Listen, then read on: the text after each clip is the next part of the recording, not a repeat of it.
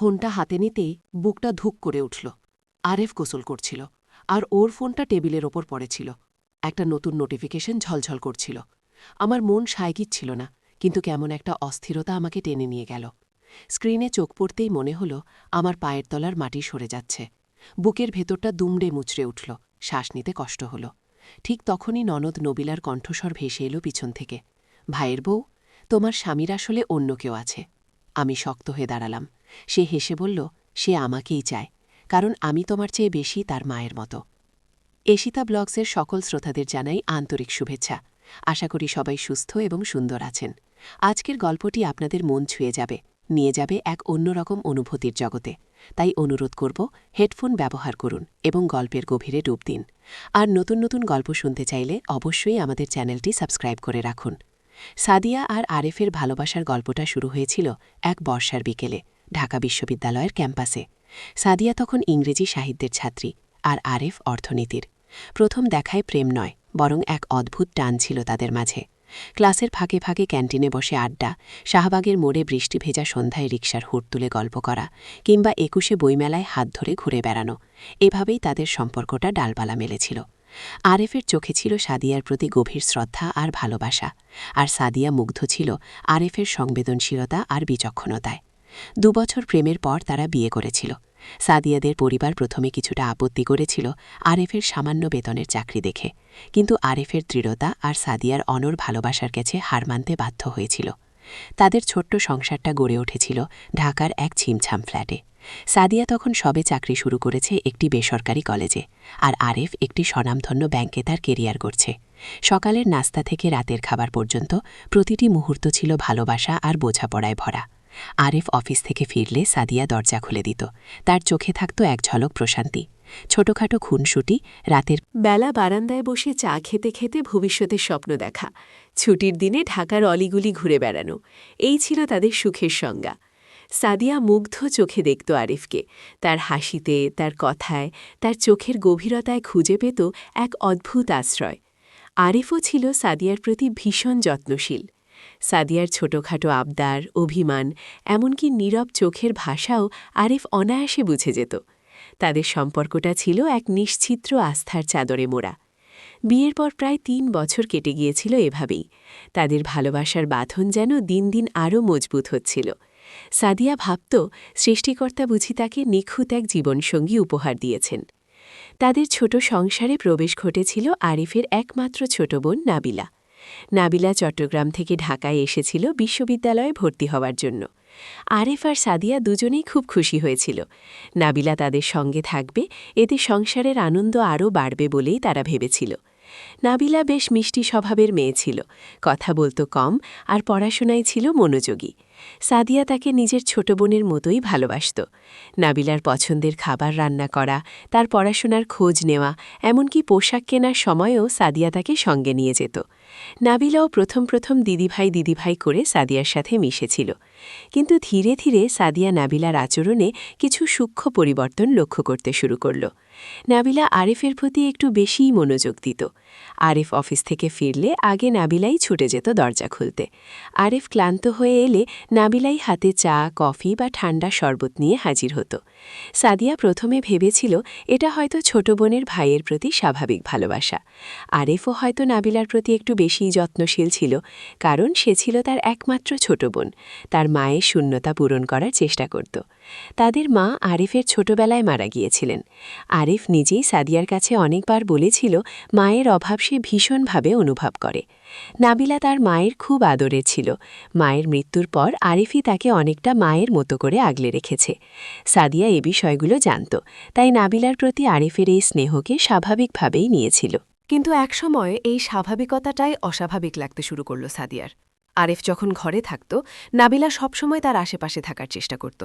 আরিফ সকালে যখন অফিসে বের হতো, নাবিলা তখন এসে তার অফিসের ব্যাগ গুছিয়ে দিত, টিফিন বক্স তৈরি করে দিত, আর গেট পর্যন্ত এগিয়ে দিত। সাদিয়া এসব কাজ এতদিন নিজেই করত, এখন নাবিলা এসে সেগুলো দখল করে নিচ্ছিল। সাদিয়া যদি আরিফের জন্য কোনো খাবার বানাতো, নাবিলা বলতো, ভাইয়া তুমি জানো না, এটা তোমার জন্য ভালো না, আমি তোমার জন্য বিশেষ কিছু বানিয়েছি। আনিফ হেসে বলতো, আরে দুজনেই তো ভালো রান্না করো, সবই খাবো। কিন্তু সাদিয়ার মনে একটা কাঁটা খচখচ করত। নাবিলা আরিফের সঙ্গে এমনভাবে কথা বলতো যেন সে তার ছোট বোন নয়, বরং আরিফের ব্যক্তিগত তত্ত্বাবধায়ক। রাতে যখন সাদিয়া আর আরিফ একসঙ্গে বসে গল্প করত, নাবিলা এসে চুপচাপ তাদের পাশে বসত। প্রথমে সাদিয়া তার উপস্থিতি গ্রাহ্য করত না, কিন্তু নাবিলা এমন সব প্রশ্ন বা মন্তব্য করত যা তাদের ব্যক্তিগত আলাপচারিতায় বিঘ্ন ঘটাচ্ছিল। আরিফকেও লক্ষ্য করবে সাদিয়া, সেন্তিয়ারে নাবিলার এই অস্বাভাবিক মনোযোগে অভ্যস্ত হয়ে যাচ্ছিল। এক রাতে সাদিয়া আরিফের বুকে মাথা রেখে তাদের ভবিষ্যতের কথা বলছিল, তাদের সন্তানের কথা ভাবছিল। নাবিলা তখন এসে দরজায় দাঁড়িয়েছিল। ভাইয়া, তোমার কি ঘুম আসছে? আমার একটা অঙ্ক বুঝতে সমস্যা হচ্ছে। আরিফ উঠে গিয়েছিল নাবিলার কাছে। সাদিয়া সেদিন রাতে আর ঘুমাতে পারেনি। তার মনে হচ্ছিল তাদের ব্যক্তিগত পরিসরটা যেন দিন দিন ছোট হয়ে আসছে। সাদিয়া এসব নিয়ে আরিফের সঙ্গে কথা বলার চেষ্টা করেছিল। আরিফ, নাবিলা কি আজকাল একটু বেশিই তোমার আশেপাশে থাকছে না? আরিফ হেসে উড়িয়ে দিয়েছিল। আরে পাগলি, ও তো আমার ছোট বোন, মা নেই, তাই আমাকেই তো তার খেয়াল রাখতে হবে। আর সে তো এখন অনেক ছোট, নতুন শহরে এসেছে, তাই হয়তো একটু বেশিই নির্ভর করছে আমার ওপর। সাদিয়ার মন মানেনি। সে জানত ছোট বোন আর স্ত্রীর ভালোবাসার ধরন আলাদা। নাবিলার চোখে সে এক অদ্ভুত অধিকারবোধ দেখত, যা সাদিয়া নিজের চোখেও কখনো দেখেনি। ধীরে ধীরে আরিফের আচরণেও পরিবর্তন আসতে শুরু করল। সাদিয়া লক্ষ্য করল আরিফ আজকাল তার কথা বলার আগে নাবিলার দিকে একবার তাকিয়ে নেয়। নাবিলার কোনো আবদার আরিফ সহজে ফেলতে পারে না। এমনকি সাদিয়া যদি আরিফের সঙ্গে কোথাও যেতে চাইত, নাবিলাও আবদার করত, ভাইয়া, আমাকেও নিয়ে চলো না?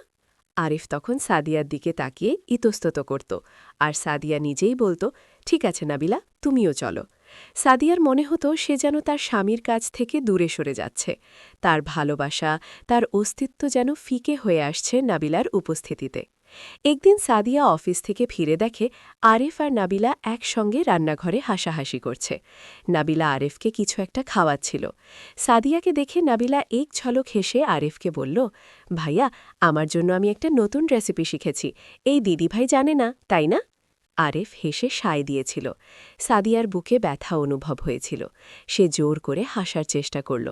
আমি কি রান্নাঘরে ঢুকতে পারি, নাকি তোমরা আমাকে বের করে দেবে? নাবিলা উত্তর দিল, না দিদি ভাই, তুমি বরং বিশ্রাম নাও, ভাইয়ার তো ক্লান্তি কাটানো প্রয়োজন। সাদিয়ার মনে হল নাবিলা তাকে উদ্দেশ্য করে এসব কথা বলছে। সাদিয়া মনে মনে কষ্ট পেত, কিন্তু আরিফকে কিছু বলতে পারত না। সে ভয় পেত যদি আরিফ তাকে ভুল বোঝে, যদি আরিফ মনে করে সে নাবিলার প্রতি ঈর্ষান্বিত। কিন্তু সাদিয়ার ভেতরে ভেতরে এক চাপা কষ্ট দিন দিন বাড়ছিল। তার মনে হতো তার স্বামী যেন তার কাছ থেকে ছিনিয়ে নেওয়া হচ্ছে। নাবিলার উপস্থিতি তাদের সম্পর্কের মাঝে এক অদৃশ্য দেয়াল তুলে দিচ্ছিল। সাদিয়া তার প্রিয় বন্ধু রিনার সাথে কথা বলেছিল। রিনা বলেছিল, আরিফকে সরাসরি বল, এই নীরবতা শুধু কষ্ট বাড়াবে। কিন্তু সাদিয়া সাহস পাচ্ছিল না। সে আরিফকে ভীষণ ভালোবাসত, আর তার ভালোবাসার উপর তার অগাধ বিশ্বাস ছিল। সেদিন ছিল আরিফের জন্মদিন। সাদিয়া আরিফের জন্য একটা বিশেষ ডিনার প্ল্যান করেছিল। রেস্টুরেন্টে রিজার্ভেশন করা ছিল, আর আরিফের পছন্দের পোশাকও বের করে রেখেছিল। অফিস থেকে ফিরে আরিফকে সারপ্রাইজ দেওয়ার কথা ছিল, কিন্তু সে অফিস থেকে ফিরে দেখে নাবিলা আরিফের জন্য একটা কেক বানিয়েছে, আর আরিফকে দিয়ে সেই কেক কাটতে বাধ্য করছে। আরিফ তখনও অফিস থেকে ফেরেনি। সাদিয়াকে দেখে নাবিলা হাসি মুখে বলল, দিদিভাই, দেখ, ভাইয়ার জন্য আমি কি সুন্দর কেক বানিয়েছি, আর আমি তার জন্য একটা শার্টও কিনেছি। সাদিয়া হতবাক হয়ে গেল। কিন্তু নাবিলা, আমি তো আরিফের জন্য অন্য প্ল্যান করেছিলাম। নাবিলা শান্তভাবে বলল, ও, কিন্তু ভাইয়া তো আমার হাতেই কেক কাটতে ভালোবাসে, সে সবসময়ই আমার হাতে করা জিনিস পছন্দ করে। আরিফ ফিরলে নাবিলা তাকে তার পছন্দের শার্ট পরিয়ে দিল আর কেক কাটতে বাধ্য করল। সাদিয়ার সব আয়োজন যেন ম্লান হয়ে গেল। আরিফ সাদিয়ার থেকে তাকিয়ে কিছু বলার চেষ্টা করেছিল, কিন্তু নাবিলা আরিফকে কথা বলার সুযোগই দেয়নি। সাদিয়ার চোখে জল এসে গিয়েছিল। সেই রাতের পর থেকে সাদিয়া আর আরিফের মাঝে একটা অদ্ভুত নীরবতা তৈরি হল। সাদিয়া চেষ্টা করল আরিফের সঙ্গে কথা বলতে, কিন্তু আরিফ যেন এড়িয়ে যাচ্ছিল। তার মনে হচ্ছিল আরিফ যেন নবিলার প্রতি এতটাই দুর্বল যে সে সাদিয়ার কষ্টটা দেখতেও পাচ্ছিল না। সাদিয়া ঠিক করল, সে আর চুপ থাকবে না, সে আরিফের সঙ্গে সরাসরি কথা বলবে। পরের দিন সকালে আরিফ গোসল করছিল। সাদিয়া রান্নাঘরে নাস্তা বানাচ্ছিল। হঠাৎ আরিফের ফোনটা বেজে উঠল। সাদিয়া রান্নাঘর থেকে এসে দেখল স্ক্রিনে একটা অপরিচিত নম্বর থেকে বার্তা এসেছে। সাদিয়া সাধারণত আরেফের ফোন ঘাঁটত না, তাদের সম্পর্কে এতটাই বিশ্বাস ছিল যে এসবের প্রয়োজন পড়েনি। কিন্তু আজকাল তার মনে কেমন একটা সন্দেহা দানা বাঁধছিল। তার হাত কাঁপছিল, সে ফোনটা হাতে নিল। ঠিক তখনই নাবিলা পিছন থেকে এসে দাঁড়াল। দিদিভাই, কি হয়েছে? ভাইয়ার ফোন কেন হাতে? সাদিয়া ফোনটা হাতে নিয়ে নাবিলার দিকে ঘুরল। তার চোখে ছিল এক মিশ্রিত অনুভূতি, ভয়, সন্দেহ আর একরাশ অসহায়ত্ব। নাবিলা ফোনটা সাদিয়ার হাত থেকে একরকম ছিনিয়ে নিল। তার চোখে মুখে ছিল এক অদ্ভুত শয়তানি হাসি। সে স্ক্রিনের দিকে তাকিয়ে কিছু একটা পড়ল, তারপর সাদিয়ার দিকে তাকিয়ে এক শীতল হাসি হেসে বলল, ভাইয়ের বউ, তোমার স্বামীর আসলে অন্য কেউ আছে। সাদিয়ার পায়ের তলার মাটি সরে গেল, তার সারা শরীর অবশ হয়ে গেল। কি বলছিস তুই নাবিলা? কার কথা বলছিস? তার কণ্ঠস্বর কাঁপছিল। নাবিলা এবার আরও জোরে হাসল। সেই হাসি সাদিয়ার বুকের ভেতরটা চিরে দিচ্ছিল।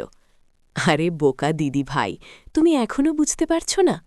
ঠিক তখনই আরেফ গোসল সেরে বাথরুম থেকে বেরিয়ে এলো। তাকে দেখে সাদিয়া যেন কিছুটা স্বস্তি পেল। আরেফ, দেখ নাবিলা কি বলছে। আরেফ সাদিয়ার বৃদ্ধস্ত মুখ দেখে হতবাক হয়ে গেল। নাবিলার হাতে তার ফোন দেখে সে ভ্রু কুঁচকে তাকাল। নাবিলা, আমার ফোন তোমার কাছে কেন? আর কি হয়েছে এখানে? নাবিলা আরেফের দিকে তাকিয়ে এক মুহূর্তের জন্য তার ভঙ্গি পরিবর্তন করল। তার মুখে একটা নিষ্পাপ অসহায় ভাব ফুটে উঠল। ভাইয়া, দিদিভাই তোমার ফোন দেখছিল, আর আর এই মেসেজটা এসেছে। দিদিভাই খুব মন খারাপ করেছে। নাবিলা আরেফের দিকে ফোনটা বাড়িয়ে দিল। আরেফ ফোনটা হাতে নিয়ে মেসেজটা দেখল।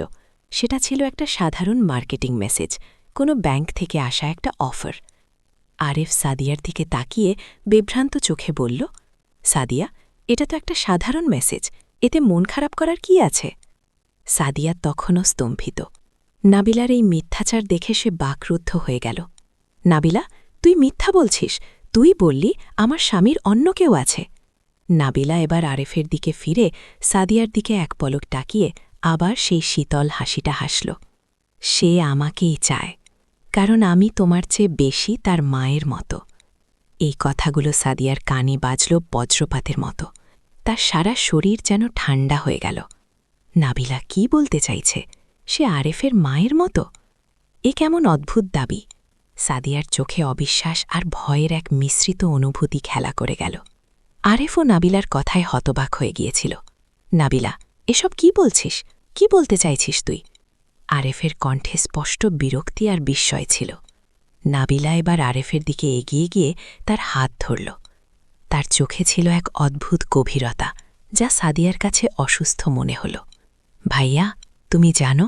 না, মা যখন চলে গেলেন তখন আমি কত ছোট ছিলাম। তুমিই তো আমাকে মায়ের মতো করে আগলে রেখেছ। তুমিই আমার সব। দিদিভাই কি এসব বোঝে? দিদিভাই তো শুধু তার নিজের কথা ভাবে, তার নিজের স্বপ্ন আর ভালোবাসার কথা ভাবে। কিন্তু আমি তো তোমার জন্য সব ত্যাগ করতে পারি। আমি তো তোমার মায়ের শূন্যতা পূরণ করতে পারি, যা দিদিভাই কখনোই পারবে না। সাদিয়া অনুভব করল তার মাথার ভেতরটা যেন দপদপ করছে। নাবিলা শুধু আরেফের ছোট বোন নয়, সে যেন এক অদ্ভুত মানসিক রোগে আক্রান্ত।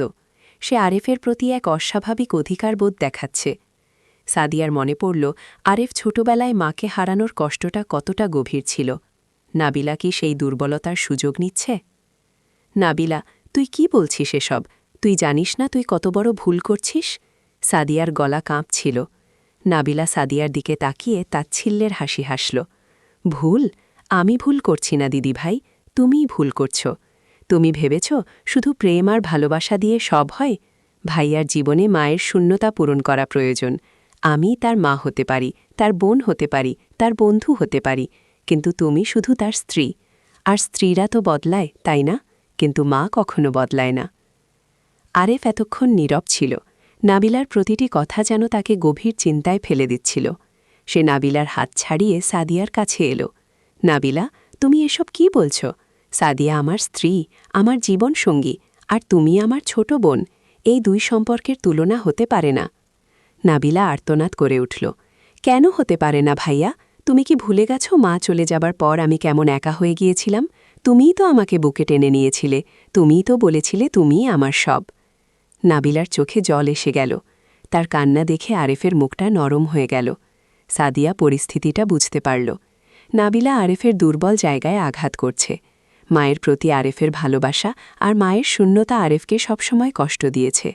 নাবিলও সেই আবেগটাকেই নিজের স্বার্থে ব্যবহার করছে। সাদিয়ার মনে এক মিশ্রিত অনুভূতি খেলা করল, রাগ, কষ্ট আর এক অদ্ভুত সহানুভূতি। সাদিয়া নিজেকে শক্ত করল। সে জানত এই মুহূর্তে তাকে দুর্বল দেখালে চলবে না। নাবিলা, তোর এই ভাবনাটা অসুস্থ।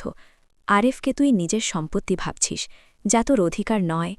আরেফের জীবনে মায়ের শূন্যতা কখনোই পূরণ হবে না, আর তার স্ত্রী হিসাবে আমার ভূমিকাও ভিন্ন। তুই এমনভাবে কথা বলছিস যেন তুই আরেফের জীবন থেকে আমাকে সরিয়ে দিতে চাইছিস। নাবিলা হাসল। আমি তো শুধু সত্যিটা বলছি দিদিভাই। ভাইয়া আমাকেই বেশি ভালোবাসে, কারণ আমি তাকে মায়ের মতো যত্ন করি। তুমি তো সারা দিন অফিস নিয়ে ব্যস্ত থাকো। ভাইয়ার খেয়াল কে রাখে? আমি রাখি। ভাইয়ার পছন্দের খাবার কে বানায়? আমি বানাই। ভাইয়ার সব আবদার কে শোনে? আমি শুনি। তুমি কি এসব করো? সাদিয়া স্তম্ভিত হয়ে গেল। তার ভালোবাসার প্রতিটি মুহূর্ত, তার প্রতিটি আত্মত্যাগ যেন নবিলার কথায় তুচ্ছ হয়ে যাচ্ছিল। নাবিলা, তুই ভুলে যাচ্ছিস আমি আর আরেফ স্বামী স্ত্রী। আমাদের সম্পর্কটা ভালোবাসার আর বিশ্বাসের উপর দাঁড়িয়ে আছে। তোর এই অসুস্থ মানসিকতা আমাদের সম্পর্ক নষ্ট করতে চাইছে। আরেফ অবশেষে মুখ খুলল। তার চোখে ছিল এক অদ্ভুত হতাশা আর রাগ। নাবিলা, তোমার এবার বাড়াবাড়ি হচ্ছে। তুমি জানো না তুমি কি বলছ। সাদিয়া আমার স্ত্রী, আর সে আমার জীবনের সবচেয়ে গুরুত্বপূর্ণ মানুষ। মায়ের শূন্যতা পূরণ করা যায় না, আর স্ত্রীর স্থানও অন্য কেউ নিতে পারে না। তুমি আমার বোন, আমি তোমাকে ভালোবাসি, কিন্তু তোমার এই আচরণ মেনে নেওয়া যায় না। নাবিলা এবার আরেফের দিকে ঘৃণার দৃষ্টিতে তাকাল। ও, তাহলে সাদিয়া তোমার কাছে বেশি গুরুত্বপূর্ণ? আমি বুঝি কিছুই না? আমি তোমার ছোট বোন, যাকে তুমি মায়ের মতো ভালোবাসতে। আরেফ নবিলার হাত ধরল। নাবিলা, আমার কথা শোনো। তোমার এই মানসিকতাটা ঠিক নয়। তুমি আমার বোন, আর চিরকাল আমার বোনই থাকবে। সাদিয়া আমার স্ত্রী, আমার জীবনসঙ্গী। এই দুই সম্পর্কের মধ্যে কোনো প্রতিদ্বন্দ্বিতা নেই। আর তোমার এই মায়ের মতো হওয়ার চেষ্টাটা অসুস্থ। মা একজনই হয়, আর তার স্থান কেউ নিতে পারে না। সাদিয়া আরেফের দিকে কৃতজ্ঞ দৃষ্টিতে তাকাল। আরেফ অবশেষে তার পাশে দাঁড়িয়েছে। তার হৃদয়ে এক অদ্ভুত শান্তি ফিরে এলো। কিন্তু নাবিলার মুখের দিকে তাকিয়ে তার মনে হল এই সমস্যার সমাধান এত সহজে হবে না। নাবিলা, তোমার কিছু সমস্যা হচ্ছে। তোমার হয়তো একজন কাউন্সেলরের সঙ্গে কথা বলা প্রয়োজন, সাদিয়া শান্তভাবে বলল। নাবিলা এবার কাঁদতে শুরু করল। আমি অসুস্থ? আমি সমস্যাগ্রস্ত? তোমরা আমাকে পাগল বলতে চাও? তোমরা দুজন মিলে আমাকে আঠা করে দিতে চাও? আমি জানতাম দিদিভাই আসার পর তুমি আমাকে ভুলে যাবে। আরিফ নাবিলার দিকে এগিয়ে গিয়ে তাকে বুকে টেনে নেওয়ার চেষ্টা করল, কিন্তু নাবিলা তাকে ধাক্কা দিয়ে সরিয়ে দিল। না, তুমি আমাকে ছুঁয়ো না। তোমরা দুজনই আমার শত্রু। তোমরা আমাকে একা করে দিয়েছ। সাদিয়া বুঝতে পারল নাবিলার এই সমস্যাটা বেশ গভীর। এটা শুধু ঈর্ষা নয়, এটা এক ধরনের মানসিক নির্ভরতা আর অধিকারবোধ, যা তার মায়ের শূন্যতার কারণে তৈরি হয়েছে। আরেফও হয়তো নাবিলার এই মানসিক অবস্থার জন্য কিছুটা দায়ী, কারণ সে হয়তো নাবিলার প্রতি অতিমাত্রায় যত্নশীল হয়ে তার এই মানসিকতাকে আরও বাড়িয়ে তুলেছে। সেদিন সকালে আর কোনো কথা হয়নি। আরেফ অস্থির মনে অফিস চলে গিয়েছিল। সাদিয়া নাবিলার পাশে গিয়ে বসেছিল। নাবিলা, দেখ, আমরা কেউ তোমার শত্রু নই। আরেফ তোমাকে ভীষণ ভালোবাসে, আমিও তোমাকে ছোট বোনের মতো ভালোবাসি, কিন্তু তোমার এই ধরনের আচরণ আমাদের সবাইকে কষ্ট দিচ্ছে। আমাদের উচিত একজন অভিজ্ঞ কাউন্সিলরের সঙ্গে কথা বলা। নাবিলা তখনও কাঁদছিল, কিন্তু সাদিয়ার কথাই যেন একটু থামল। তার চোখে ছিল এক অদ্ভুত শূন্যতা। সেদিনের পর আরেফ আর সাদিয়ার সম্পর্কটা যেন নতুন করে শুরু হলো।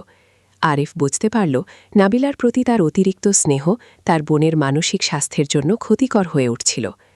তারা দুজনেই মিলে সিদ্ধান্ত নিল নাবিলার জন্য একজন ভালো সাইকোলজিস্টের সাহায্য নেবে। প্রথমে নাবিলা রাজি না হলেও আরেফ আর সাদিয়ার নিরন্তর প্রচেষ্টায় সে শেষ পর্যন্ত রাজি হল। কাউন্সেলিং সেশনগুলোতে ধীরে ধীরে নাবিলার মানসিক অবস্থার উন্নতি হতে শুরু করল। সে বুঝতে পারল তার ভাইয়ের প্রতি তার ভালোবাসাটা এক ধরনের অসুস্থ অধিকারবোধে পরিণত হয়েছিল। আরিফও সাদিয়ার কাছে ক্ষমা চেয়েছিল, তার নিজের ভুলগুলো বুঝতে পেরেছিল। সাদিয়ার প্রতি তার ভালোবাসা আরও গভীর হয়েছিল, কারণ এই কঠিন সময়ে সাদিয়া যেভাবে ধৈর্যের সঙ্গে পরিস্থিতি সামলেছিল তা আরেফকে মুগ্ধ করেছিল। মাসখানেক পর নাবিলা হোস্টেলে চলে যাওয়ার সিদ্ধান্ত নিল, কারণ সে বুঝতে পারছিল এই মুহূর্তে তার একা থাকা প্রয়োজন। আরেফ আর সাদিয়া দুজনেই তাকে সমর্থন করল। নাবিলা যাওয়ার আগে সাদিয়ার কাছে ক্ষমা চেয়েছিল। দিদিভাই, আমি খুব ভুল ছিলাম, আমি তোমাকে অনেক কষ্ট দিয়েছি। সাদিয়া তাকে বুকে টেনে নিয়েছিল। সব ঠিক হয়ে যাবে নাবিলা, আমরা সবাই তোমার পাশে আছি। আরেফ আর সাদিয়ার জীবনটা আবার স্বাভাবিক ছন্দে ফিরে এসেছিল। তাদের ভালোবাসা আরও মজবুত হয়েছিল, আরও গভীর হয়েছিল। তারা বুঝতে পেরেছিল সম্পর্ক মানে শুধু ভালো সময়ে পাশে থাকা নয়, কঠিন সময়ে একে অপরের হাত ধরে পথ চলাও। সেদিন আরিফ অফিস থেকে ফিরলে সাদিয়া দরজা খুলে দিল। আরেফের চোখে ছিল সাদিয়ার প্রতি গভীর ভালোবাসা আর কৃতজ্ঞতা। সাদিয়া আরেফের বুকে মাথা রাখল আর মনে মনে ভাবল, সম্পর্কের জটিলতা কখনো কখনো ভালোবাসাকে আরও খাঁটি করে তোলে। বন্ধুরা, গল্পটি কেমন লাগলো জানাতে ভুলবেন না। জীবনের প্রতিটি সম্পর্কেই থাকে নানা চড়াই উতরাই, কিন্তু প্রকৃত ভালোবাসা আর বোঝাপড়া থাকলে যে কোনো কঠিন পরিস্থিতি মোকাবিলা করা সম্ভব। আজকের গল্পটি যদি আপনাদের ভালো লেগে থাকে তবে অবশ্যই একটি লাইক দেবেন, কমেন্ট করে আপনার মূল্যবান মতামত জানাবেন এবং ঈশিতা ব্লগস চ্যানেলটি সাবস্ক্রাইব করে আমাদের পাশে থাকবেন। আপনাদের ভালোবাসা আর সমর্থন আমাদের অনুপ্রেরণা যোগায়। দেখা হবে পরের গল্পে। ততক্ষণ পর্যন্ত ভালো থাকুন, সুস্থ থাকুন। ধন্যবাদ।